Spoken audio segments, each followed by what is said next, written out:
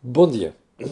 Eu hoje ia começar o programa com a minha tradicional excitação, entre aspas, porque é sexta-feira. Mas confesso que já nem me lembrava que era sexta-feira. Perceba? Hoje de manhã estava aqui às aranhas a finalizar a preparação do programa e pensava que era quinta-feira. Mas olha, sexta-feira, isto é um sinal dos tempos. Já nem sequer conseguimos ter noção daquilo que estamos a passar e nem sequer conseguimos ter noção do que é os dias.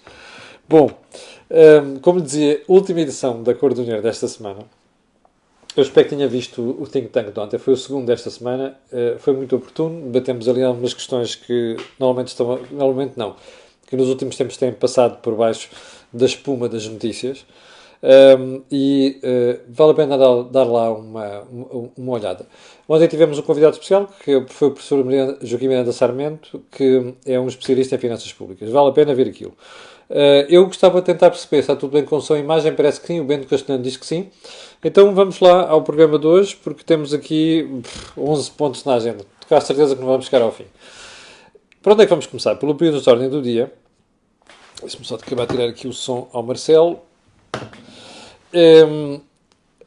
Soubemos, a período de ordem do dia. O primeiro ponto. Soubemos ontem que as universidades não vão cortar as propinas. Apesar de nós estarmos num período em que as aulas vão essencialmente ser ministradas de forma digital. Ora, o que eu vou dizer agora serve para as universidades, serve para as escolas, serve para os colégios e coisas do género. Eu sei que as instituições têm de pagar salários às pessoas que lá trabalham, aos professores e essas coisas todas. Não me parece que fique bem a um colégio privado, a uma escola, a uma universidade, seja o que for, manter o valor das propinas ou cortá-lo em 10%, que é o que eu tenho visto aí, apenas, como compensação, ou não cortar ou cortar pouco, os tais 10% que referi aqui. Como compensação. Porque os custos dessas mesmas instituições baixaram. Já agora, alguns disseram-me assim, mas nós temos que pagar aos professores. Então tenham uma conversa com os professores e também expliquem que como o trabalho que eles vão ter é diferente do que teriam, nomeadamente por causa dos custos de locações e alimentação, é diferente do que teriam se estivéssemos no regime normal. Então é bom que sejamos todos nós a partilhar este sacrifício. Não podem ser os pais, não podem ser os alunos a pagar isto. Até porque eu suspeito que as universidades públicas estão a utilizar isto como forma de financiamento. Não têm os mesmos custos e, no entanto, cobram as propinas. Ponto seguinte. A nacionalização da TAP. Já percebeu que isto é uma novela. Vem um ministro da Economia, admite que sim. Vem o primeiro-ministro, dá a entender que sim. Vai o chairman da EDP ao Parlamento e diz que talvez é possível. Eu já manifestei contra isto e já expliquei que não tenho nada de pessoal contra a TAP. Rigorosamente nada. Já expliquei aqui que eu sou consumidor, entre aspas, cliente da TAP. Eu sou o cartão Silver. Isto quer dizer alguma coisa. E, portanto, não é nada de pessoal. Dá-me jeito que a TAP se mantenha em Portugal. O que não me dá jeito é nós estarmos a falar em nacionalizações ou outra coisa do género, que tem um custo brutal para o contribuinte. É preciso não esquecer. Aliás, faz-me impressão que o Sr. Primeiro-Ministro e o Ministro da Economia falem de forma tão aberta, tão blunt, sobre a TAP e a sua nacionalização e não haja uma pessoa que está presente quando eles dizem estas coisas, diga assim, meu amigo, diga-me só quanto vai custar. Ok? Comprar o capital dos privados. Os privados estão mortos por se ver livres da TAP. Ok? Porque aquilo é um problema desgraçado para eles. Sr. Primeiro-Ministro, sabe quanto é que é o prejuízo da TAP? O senhor está disposto a assumir isto? Agora explique uma coisa. Quanto é que o senhor vai pedir aos contribuintes a mais para estar a pagar aquilo? Os debates em Portugal começam sempre pelo telhado, já reparou? Dava jeito que nós, na comunicação social, e os analistas, comentadeiros, que há bastantes por aí, façam as perguntas certas. E elas são tão simples. Quanto é que o contribuinte vai pagar se a TAP for nacionalizada? Mais um ponto em relação à TAP. Eu, quando foi do processo de privatização, nunca gostei muito de certos acionistas que apareceram à cabeça, nomeadamente aquele que lá está. o da Azul. E porquê? Porque suspeitámos sempre que não tinham dinheiro suficiente para ir à TAP, como se está a ver. Já houve coisas que se passaram nos últimos anos que deixaram muitas dúvidas, como aqueles 350 que eram para vir, A350 não vieram, vieram A330, e o falatório que houve aí, que parece que depois a Airbus compensou. Eu espero, sinceramente, que as coisas não sejam verdade, mas há coisas que não são nada transparentes no que se passou nos últimos anos. Ora, uma das coisas que eu ouvi ontem foi que, afinal, pode ser um banco chinês a conceder as garantias ou garantias, os empréstimos que a TAP precisa. Eu já disse que não tenho nada contra chineses, pelo contrário, não é um problema de xenofobia. É um problema de ficarmos excessivamente dependentes de um país. E eu acho que isso começa a acontecer numa série de coisas. Já lá vamos aos ventiladores, já lá vamos. Por acaso é a manchete do público de hoje. Pense só nisto. Não é por acaso. A empresa-mãe, a do Sr. Neilman, foi comprada pelos chineses. Nós temos de ter cuidado com a concentração da exposição a certos países. A China é um deles. Se fosse um país democrático, eu não ficava tão preocupado. Mas não é um país democrático.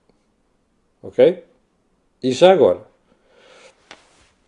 cada vez se avolumam mais os sinais de que a China mentiu na história da pandemia. É bom não fechar os olhos a factos. E é bom não dizer, isso é a teoria do Bolsonaro e é a teoria do Trump. Não é.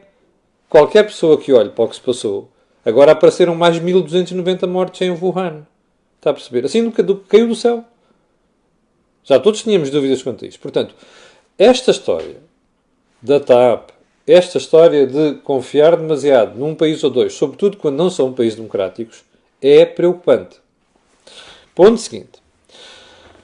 11 mil milhões de euros é o montante das moratórias que os bancos neste momento já receberam e parece que vão conceder. 11 mil milhões de euros.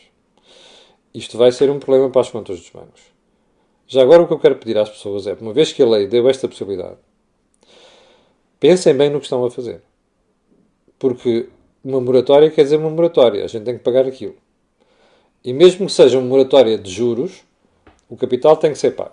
Portanto, se as pessoas estão a fazer isto por precaução, é uma coisa. Estão a fazer isto porque não podem, é uma coisa. Estão a fazer isto para fazer jogadinhas financeiras, pensem duas vezes. Porque estão a adiar um sacrifício e um problema. Assim como fiquei a saber ontem que a moratória para o crédito ao consumo vai até 12 meses. Isto é de levar as mãos à cabeça. O crédito ao consumo é daqueles que é mais nocivo para a economia e para as famílias. Houve gente que andou a fazer isto contra o conselho de toda a malta que pensa duas vezes. Eu recordo-me das vezes em que falei aqui sobre cuidado com o crédito ao consumo e cuidado com as taxas de crédito ao consumo. Bom, as pessoas metem-se em aventuras e depois uma moratória de 12 meses para o crédito ao consumo. Se há alguma coisa, em minha opinião, que justifique, é a moratória para o crédito à habitação. Não é para o crédito ao consumo. Valia a pena que o esforço que estamos a pedir, nomeadamente aos bancos, seja canalizado para onde ele faz sentido. Que é no crédito à habitação, não é seguramente no crédito ao consumo. Vamos ver se isto serve de lição para as famílias. Ponto seguinte. Os subsídios de almoço e de comissões, e as comissões que são pagas pelas empresas, ficam mesmo fora do layoff. Houve uma série de pessoas que já me colocaram esta questão nas últimas 2 semanas. E é verdade. Eu só tenho pena, repare, quando é que isto começou a ser falado há quase um mês? Eu só tenho pena que ontem o Governo tenha vindo esclarecer isto. Está a ver? Ontem. Bom. Último ponto. Eu tinha prometido falar disto ontem, preferia não sequer ter que comentar esta brincadeira, mas infelizmente tenho que comentar. Rui Rio e esta pancada que ele tem da, entre aspas, União Nacional. Então, eu já o tinha criticado aqui há umas 2 semanas, remember? Agora veio outra. E o que é que veio? Rui Rio parece que escreveu uma carta aos militantes do PSD que diz algumas coisas engraçadas. Uma delas é, dada a gravidade da situação, seja na vertente pública, da economia ou nos aspectos de ordem social que dentro em breve se irão agravar, temos todos de estar unidos e solidários de modo a que o nosso país consiga enfrentar este combate com o menor número de vítimas e o menor desconforto possível. Na vida política, nem sempre essa união contra o inimigo comum acontece, e Rui Rio diz que não gosta dos que não resistem à tentação de agravar os ataques aos governos em funções, aproveitando-se partidariamente das fragilidades que a gestão de uma tão complexa realidade sempre acarreta. Eu acho que o Dr. Rui Rio está a fazer propaganda barata. Porque quer chegar ao poder da forma populista como António Costa e outros lá chegaram. Não acho piada nenhuma a isto. Para mim, quando os países estão na situação em que nós estamos, é quando o escrutínio tem que ser maior. Percebe? Ontem, o Joaquim Miranda Sarmento explicou no think tank o que é que o Rui Rio queria dizer com isto. O que me preocupa é que cada vez que o Rui Rio abre a boca sobre esta e outras matérias, tem que aparecer sempre alguém a esclarecer o que ele disse. Isto é péssimo sinal. Em política, o esclarecimento, quando tem que acontecer, é porque a primeira mensagem foi uma burrada. Que é aquilo que o Rui Rio se especializou nesta matéria. Eu não quero o PSD, o CDS, até outros partidos, em unanimismo com o Governo. Porque o Governo está farto de cometer erros. E não, quando nós escrutinamos o Governo, não estamos a estragar o ambiente de apoio que é preciso ter em Portugal. Eu estou marimbando para os elogios dos espanhóis à forma como o PSD se pôs ao lado do Governo. Estou marimbando. Dá jeito ao Sánchez. Não nos dá jeito a nós.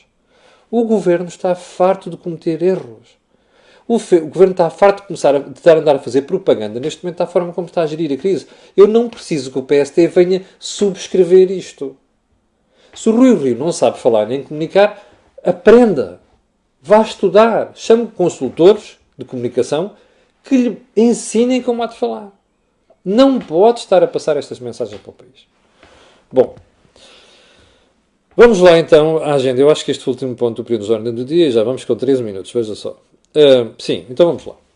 Primeiro ponto da agenda, outra vez a queda do PIB. E desta vez não fui eu, não foi o Banco de Portugal. Já agora uma coisa, você lembra-se que há umas 2 semanas o Banco de Portugal fez uma previsão? 3,67% de queda, não era? Viu quanto é que disse o FMI? Eu não percebo porque é que o Banco de Portugal abriu a boca naquela altura. Já aqui, lembra-se que critiquei na altura? Achei aquilo uma coisa de fazer um jeitinho, que é para não chatear a malta do governo. Epá, não, agora fica mal na pintura. Bom, então vamos lá. Ontem, o nosso Mário Centenix, não é? Aquele excelente Ministro das Finanças, Ronaldo das Finanças, um gajo espetacular, fora de série, um gajo que fez coisas maravilhosas nos últimos 5 anos, foi ao Parlamento dizer assim: a queda da economia deste trimestre vai ser 4 vezes a pior queda de sempre, que foi no período da crise anterior. Ele tem dificuldade em dizer a palavra troika. Percebe? Mas você reparou no ar, na voz e no body language de Mário Centeno? É que não parecia o Centenix de há 2 semanas. Agora parecia o Centeno. Mas não parecia o Centeno Ronaldo das Finanças. Está a ver? Parecia um avançado qualquer barato. Mário Centeno está borrado de medo. Não teve, eu vou-lhe explicar, eu vou-lhe mostrar uma imagem que é do público, salvo erro de há 3 dias, que lhe mostra a dimensão da quebra do produto. Olha aqui, olha esta manchete. Para mim foi a melhor, eu esqueci-me de dizer isto, é parabéns ao público, uma grande manchete. Eu sei que se vê aqui ao contrário, mas dei lá um saltinho. Olha, está a ver esta quebra aqui? 4,3%. Foi na Troika. Está a ver esta aqui? Vai ser 16 a 20%. É do Mário Centeno. Está a ver a dificuldade de Mário Centeno? É que ele nunca queria que isto na vida lhe tivesse acontecido. Ele queria sair em ombros. Primeiro para um cargo na União Europeia. Tramou-se, que Costa meteu lá a militante do partido chamada Elisa Ferreira. Depois para o FMI e o pessoal lá fora mandou dar uma volta ao bilhar grande. E depois sobrou o Banco de Portugal. Vamos ver se vai parar ao Banco de Portugal. Uma coisa é certa. Mário Centeno teve que reconhecendo no Parlamento a queda da economia. E como lhe custou dizer aquilo? E eu volto à conversa que já tive consigo aqui várias vezes, que é assim, nenhuma economia, se tivesse as suas finanças públicas em ordem, e a sofrer as consequências ao nível que nós sofremos. Não me deem o exemplo italiano, grego, espanhol. Esses são outros que não fizeram reformas nenhuma nos últimos anos. Vai ver as economias com dívida abaixo de 100% do produto e ver como elas ficam. É isso que se chama margem. É isso que se chama folga. É usar os momentos de luz para preparar os momentos de sombra. Percebe? O lado escuro da lua aparece sempre. A questão é, nós precisamos de usar os momentos de alta para preparar os países. Mário Centeno não preparou. António Costa não preparou. E isso vai-se ver agora. Eu fico feliz com isso? Não. Porque eu vou pagar na pele, tal como você e toda a malta que fez isto. Vamos pagar todos. E vamos pagar com cortes de despesa em certa altura. E olho que o SNS vai ser duramente afetado nos próximos anos.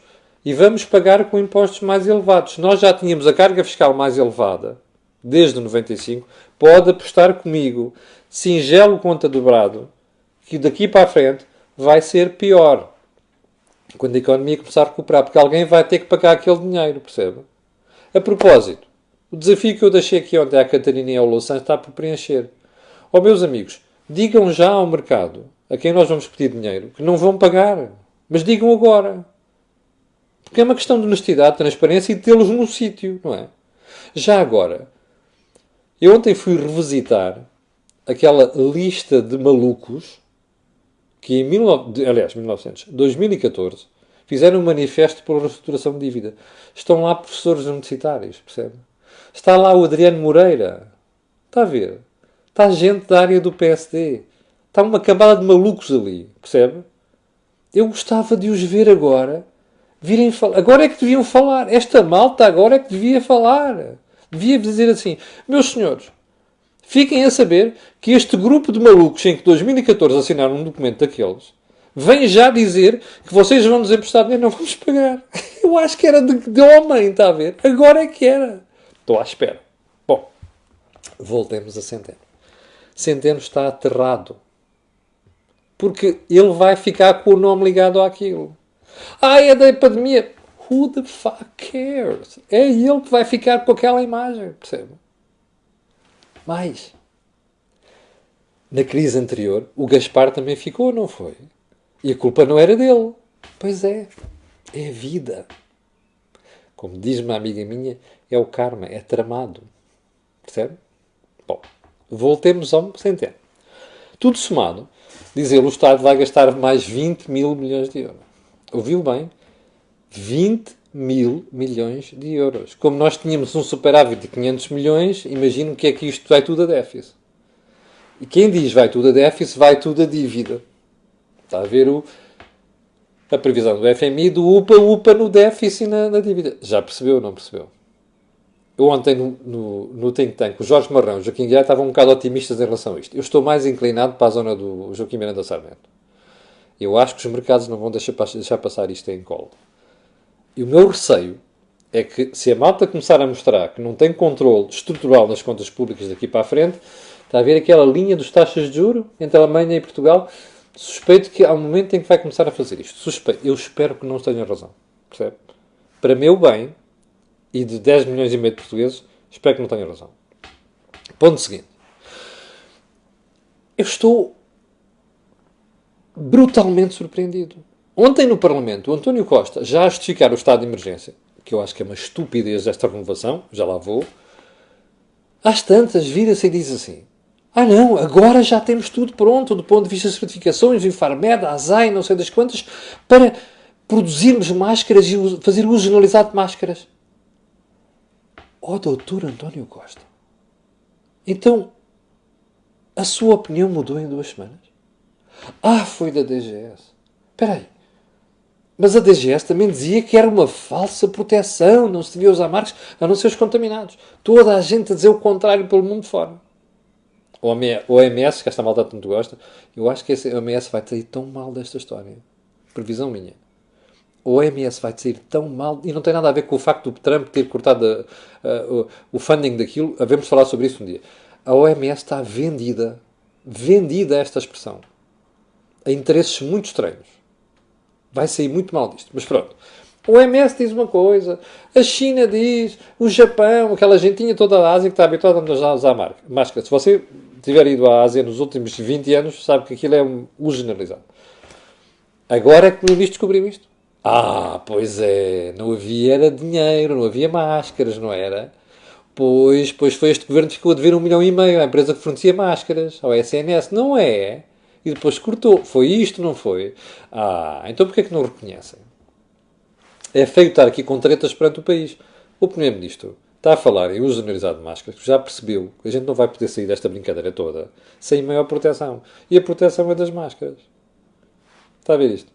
Que vergonha! Doutor Rui Rio, é este o unanimismo que o senhor quer? Isto é que me choca. É uma coisa lamentável certos aspectos da gestão da crise por parte deste governo, como foram noutros momentos, nos incêndios. Eu quero estou-me a marimbar para quem para aqui normalmente vem para aqui dizer você lá está com os incêndios outra vez. Os incêndios são uma imagem de marca de responsabilidade do governo e de incompetência. E aqui na saúde começa a acontecer a mesma coisa. Bom, e quero ver, antes de irmos ao estado de emergência, está no público de hoje. Manchete. Eu vou-lhe mostrar. Grande trabalho do público, sim senhor. Olha, Governo... Caramba.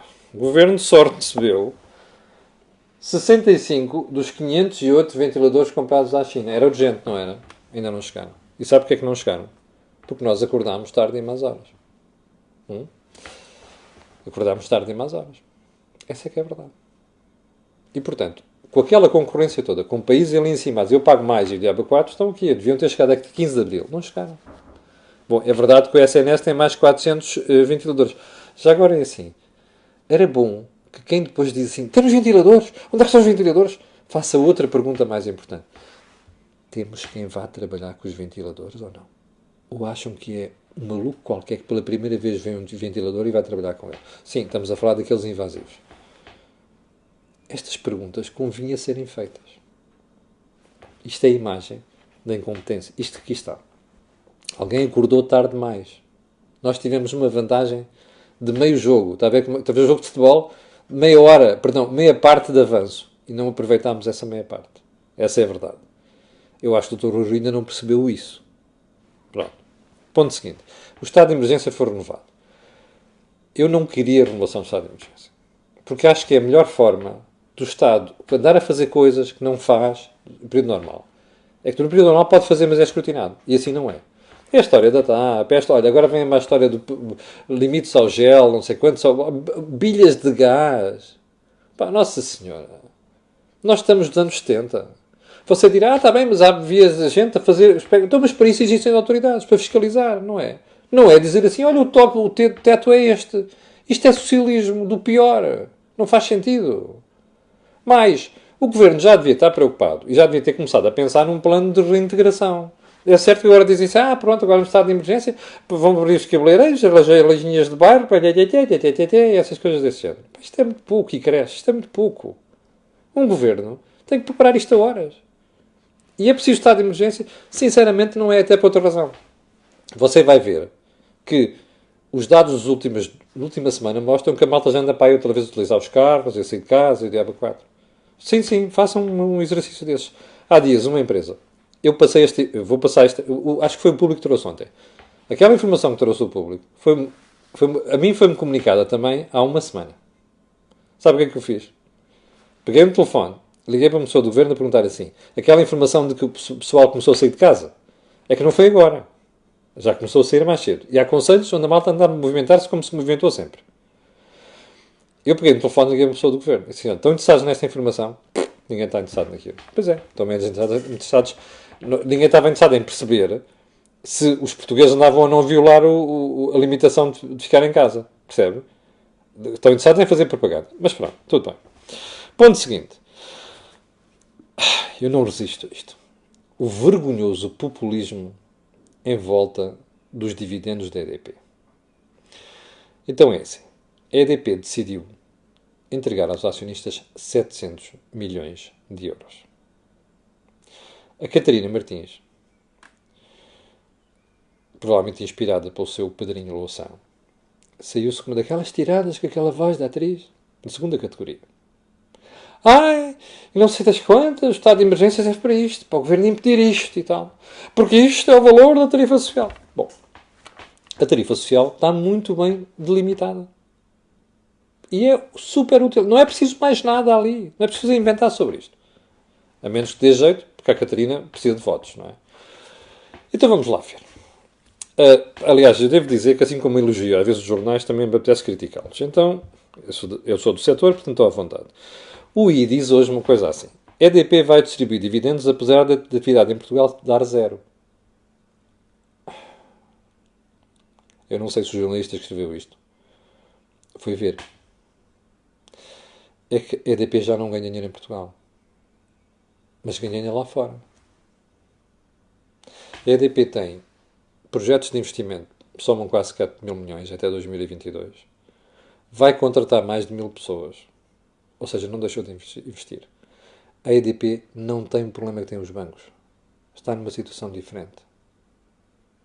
Mais, no setor financeiro, porque houve alguém que escreveu ontem, você também criticou os bancos. Pois é, mas os bancos estão numa situação diferente. Nós não tivemos que salvar a EDP. Tivemos que salvar bancos. Mais, a última coisa que nós devemos fazer é dizer assim aos investidores: está aqui uma empresa, querem comprar? E depois, quando não dá jeito, ou quando nos dá jeito, para o populismo dizer assim: mas agora tu que investiste, não vais poder receber o retorno disso, mesmo que a empresa esteja sã. Já agora uma coisa, que anda muita gente distraída, é que a EDP ganha, neste momento, mais de 60%, vá fazer as contas da EDP, mais de 60% da riqueza criada pela EDP vem de fora. Ora, é óbvio que se a empresa tem aquele dinheiro, deve distribuir. Mas a Catarina, com aquela treta, fez a mesma figura que fez durante o período da Troika, em que andou a dizer que não devíamos pagar a dívida e as reestruturações. Quer saber porquê? Então é assim. Sabe quantos investidores tem a EDP? 100 mil. Sabe qual é a percentagem de fundos de investimento de pensões que têm lá dinheiro? Sabe? Alguns deles não, muitos deles portugueses. Sabe quantas pessoas têm um pé de meia investido em ações ali? Então o que a gente está a dizer àquelas pessoas é: você meteu cá o dinheiro, não nos vamos pagar os dividendos, é isso? Isto é abaixo de cão. Cortesia da Catarina Martins, do seu padrinho e daquela gentinha toda de esquerda. Percebe? Isto é lamentável. Não é aceitável. Ponto seguinte, com 28 minutos já. Só mais um pormenor. Lembras que eu lhe falei dos fundos de pensões há bocadinho? Então deixa-me só dizer uma coisa. Imagine você que meteu dinheiro no fundo de pensões que depois investiu na EDP. Assim como investiu na dívida pública. E depois houve uma Catarina a dizer, eu na altura disse isto. Sabe o que aconteceu a seguir? Umas semanas depois de corrigirem um tiro. Os rapazes do Bloco de Esquerda. Então é assim. Imagine só que o seu fundo de pensões, que gera o seu PPR, investiu na EDP. E não recebe os dividendos. Sabe quem é afetado? Não é a maluca da Catarina. É você. Foi parvo e acreditou no sistema. Percebe? Foi parvo e acreditou em Portugal. E acreditou no Estado português. Está a ver? É isto. É isto que se quer dizer. Já agora, eu acho que a Catarina está distraída. Naquele afã de inventar histórias. Percebe? Ela e o padrinho dela. Aquele afã de inventar histórias esqueceu-se de um pormenor. É que os dividendos pagam imposto. Percebeu? 28. 28%. Está a ver? Que vergonha, Catarina. Shame on you. Vai fazer o trabalho de casa antes de abrir a boca. Bom, ponto seguinte.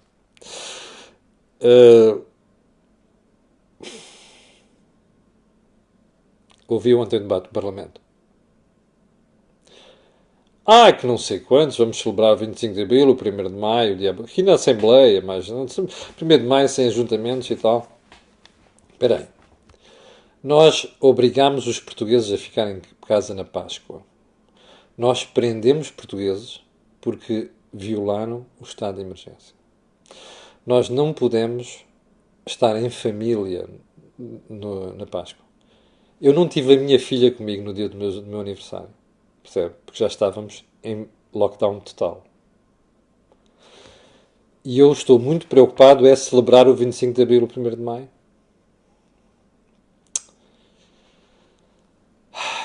Há alturas em que preciso de coisas feias, mas não posso.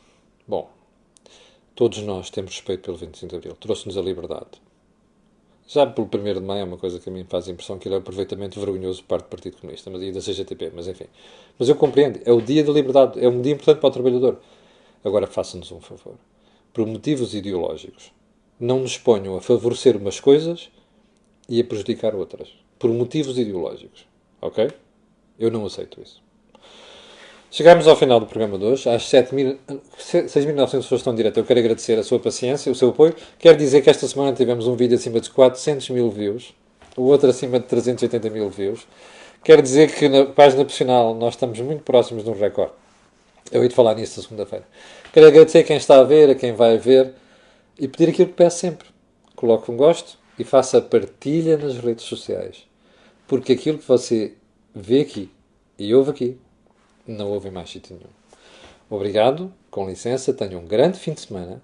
Voltamos a ver-nos na segunda-feira às 8.